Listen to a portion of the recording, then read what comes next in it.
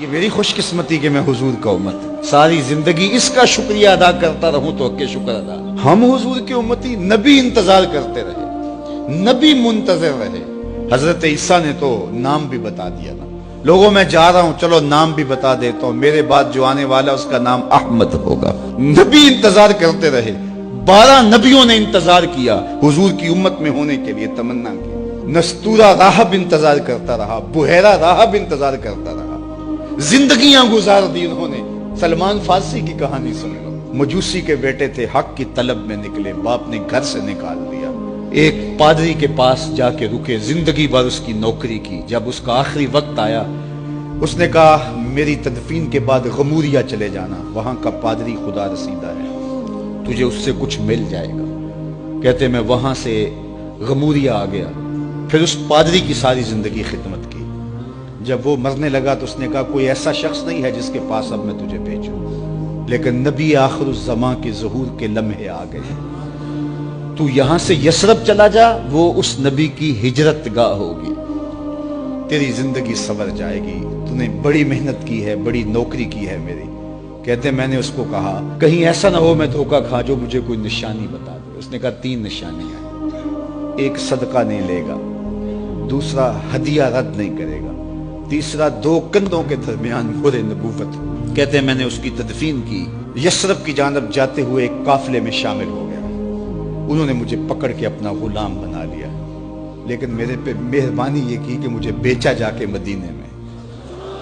ایک یہودی نے مجھے خرید لیا, میں اس کے باغ میں گوڈی کرتا تھا, کام کرتا تھا, کھجوریں توڑتا تھا, لیکن میں انتظار میں تھا کہ کبھی وہ نبی آخر الزماں آئے تو مجھے دید ہو. کبھی عرش پر, کبھی فرش پر, کبھی ان کے در, کبھی در بدر.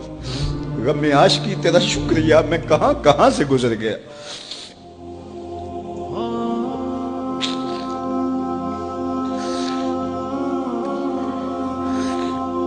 کہتے ہیں ایک دن میں اپنے باغ میں کھجوریں توڑ رہا تھا کہ ہواؤں میں مستی پیدا ہو گئی اور ہر سمت سے طلع البدر علینا کی صدائیں گونجنے لگی. میں سمجھ گیا کہ وہ لمحے آ گئے. میں نے چھلانگ لگا دی اور دوڑ پڑا. میرے آقا نے سمجھا شاید غلام بھاگ گیا, اس نے دوڑ کے مجھے پکڑ لیا. میں نے اس کو کہا کہ میں نوکر تیرا ہی ہوں, لیکن دل نوکر کسی اور کا ہے. میں بھاگوں گا نہیں, مجھے جانے دے. میں کچھ کھجوریں لے گیا تھا صدقے کی نیت سے, جا کے حضور کو پیش کی. آقا کریم نے فرمایا ہم نبی صدقہ نہیں لیتے. کہتے ہیں نشانی ایک پوری ہوگی. کہتے ہیں کہ میں کچھ دنوں کے بعد اور کھجوریں لے گیا اور میری نیت ہدیہ کی تھی, میں نے پیش کی, حضور نے قبول فرما لی. لیکن میں بھی کہتا تھا تیسری نشانی بھی پوری ہو لے تو پھر مانوں گا, اور وہ کیا تھی؟ 2 کندھوں کے درمیان مہر نبوت.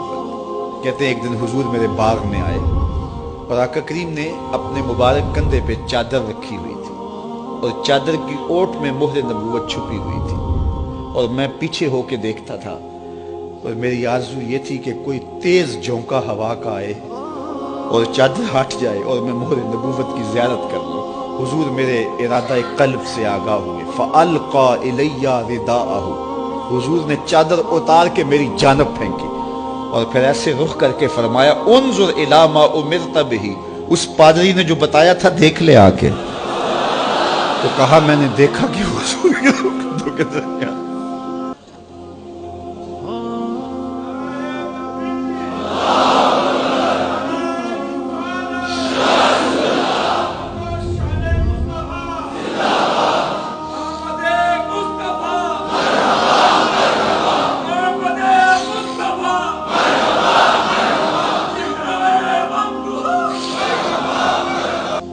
ہم نے تو کوئی انتظار نہیں کیا نا, ہم نے تو کوئی دکھ نہیں سہا. ہم سوئے تھے مقدر جاگ اٹھے. ہمارے والد مسجد سے مولوی صاحب کو بلا لائے, انہوں نے کان میں آ کے کہا مبارک ہو تو حضور کا نوکر بن کے آ رہا. ہمیں وہ نبی ملا جو نبیوں کا نبی.